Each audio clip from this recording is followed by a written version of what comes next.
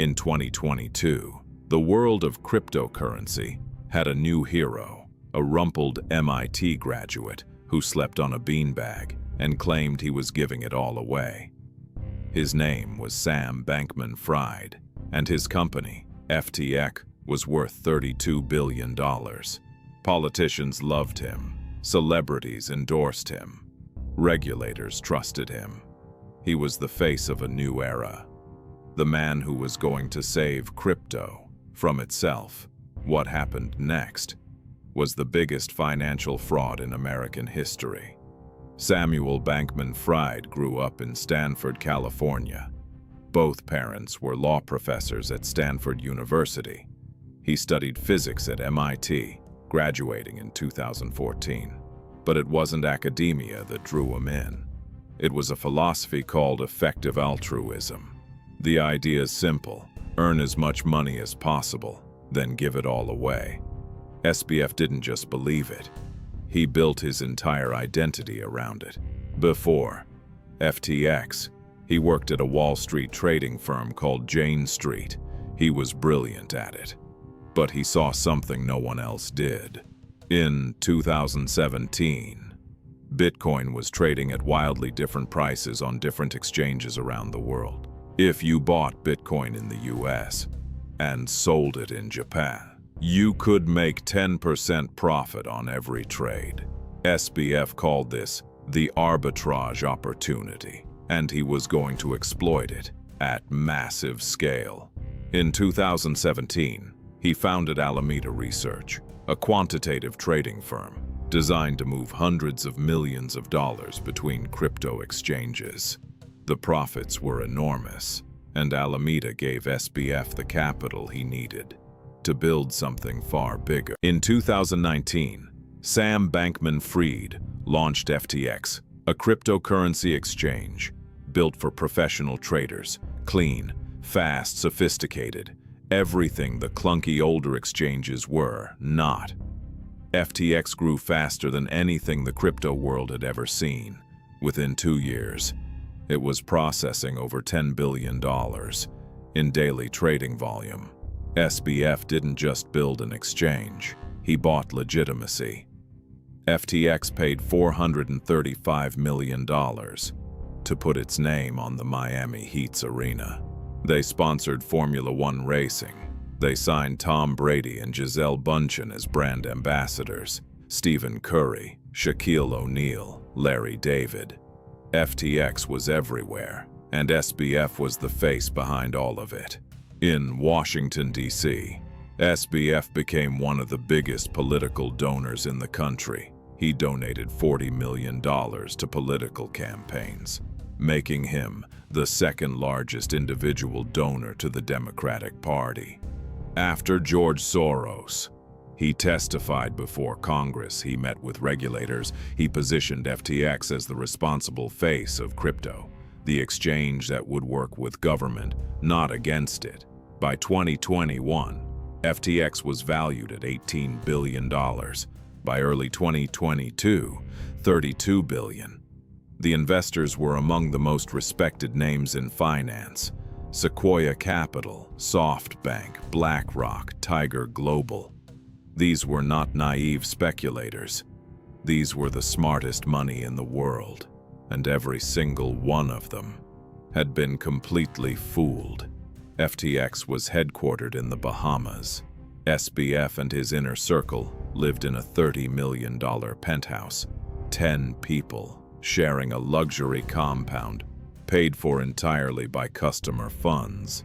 They called it the Orchid, and while customers deposited billions. But behind the sponsorships, the donations, the celebrity endorsements, something deeply wrong was happening. From the very beginning, FTX customer funds were not being kept separate. They were being quietly transferred to Alameda Research, SBF's own trading firm, the same company he claimed to have no involvement in running. Customers deposited money into FTX believing it was safe.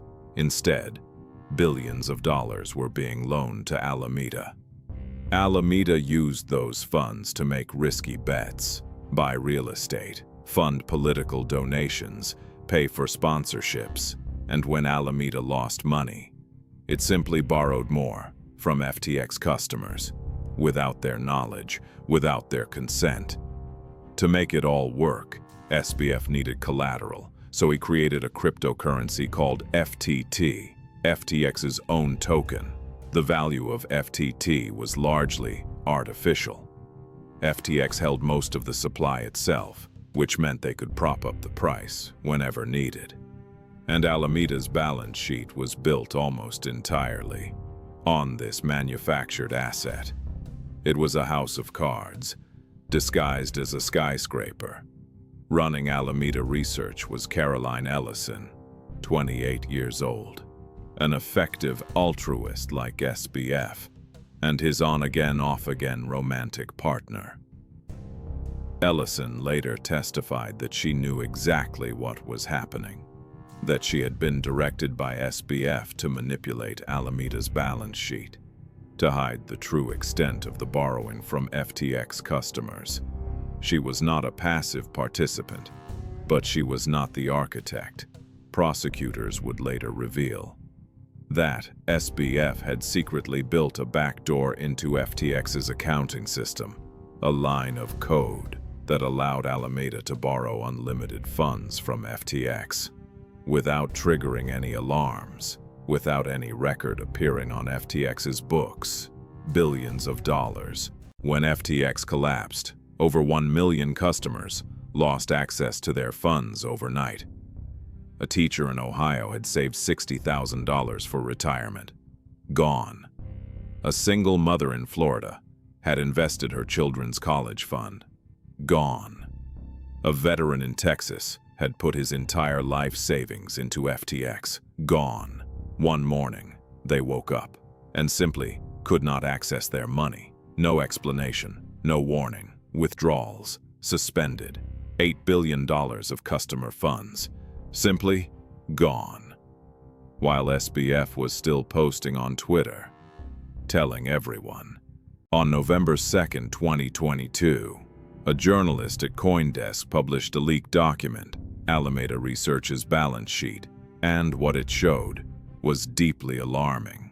The majority of Alameda's assets were held in FTT, FTX's own token, the token that FTX itself controlled. Alameda was not a powerhouse trading firm. It was a shell, propped up by manufactured money. 4 days later, Changpeng Zhao, the founder of Binance, the world's largest crypto exchange, announced on Twitter that he was selling all of Binance's FTT holdings, $500 million worth. The reason he gave was chilling. He cited recent revelations. The crypto world understood immediately what that meant. Within hours, panic spread. FTX customers began withdrawing their funds en masse. $6 billion in withdrawal requests in 72 hours. FTX could not pay because the money was not there. It had been loaned to Alameda, and Alameda had lost it. In desperation, SBF turned to his biggest rival, Changpeng Zhao of Binance. CZ agreed to a non-binding letter of intent to acquire FTX. For a brief moment, it looked like a rescue was possible. Then Binance did its due diligence, and within 24 hours, CZ walked away, calling the situation beyond repair. On November 11, 2022, 9 days after the CoinDesk article, FTX filed for Chapter 11 bankruptcy, one of the largest bankruptcy filings in American history. $32 billion evaporated in less than 2 weeks. SBF resigned as CEO, replaced by John Ray III, the same restructuring expert who had cleaned up Enron. Ray would later write in court filings that, in his 40 years of legal and restructuring experience, he had never seen such a complete failure of corporate controls, never seen such a complete absence of trustworthy financial information. FTX had no accounting department, no independent board, no records of where the money had gone.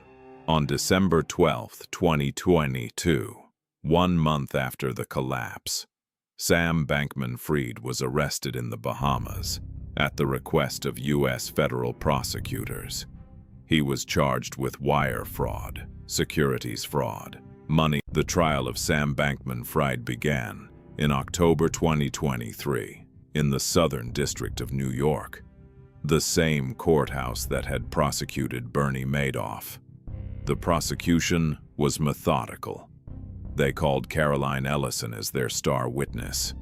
She testified for days, describing in precise detail exactly how the fraud had been carried out. Under SBF's direct instruction, Ellison told the jury that SBF had directed her to use FTX customer funds to repay Alameda's lenders, prepare misleading financial statements, and hide the true scale of Alameda's borrowing. She had pleaded guilty and was cooperating with prosecutors in exchange for a reduced sentence. SBF took the stand in his own defense. He claimed he had made mistakes, but not criminal ones. He said he had not known the full extent of Alameda's borrowing, that he had trusted his team, that he had believed FTX was solvent. The jury did not believe him.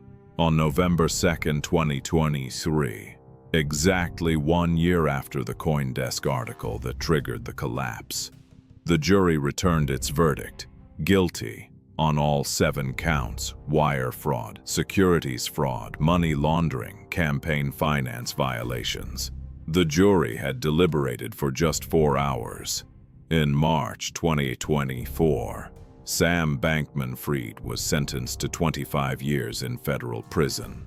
The judge called his crimes an ongoing and evolving fraud and noted that there was a risk. He would do it again. He was 32 years old. He will not be free until he is in his late 50s. The people who lost money in FTX are still waiting to recover their funds. Some will be partially repaid through the bankruptcy process. Many will not. The celebrities who endorsed FTX faced civil lawsuits. The investors who backed it lost billions. The regulators who trusted SBF were left asking how they had been so completely deceived. Sam Bankman-Fried did not invent financial fraud. Bernie Madoff had done it for decades. Enron had done it with more sophistication, but SBF did something unique. He used the language of ethics, the philosophy of doing good, as the most effective cover story ever devised. He convinced the world he was a saint, while running one of the greatest thefts in financial history. The stories they paid to keep quiet. This has been Empire Omitted.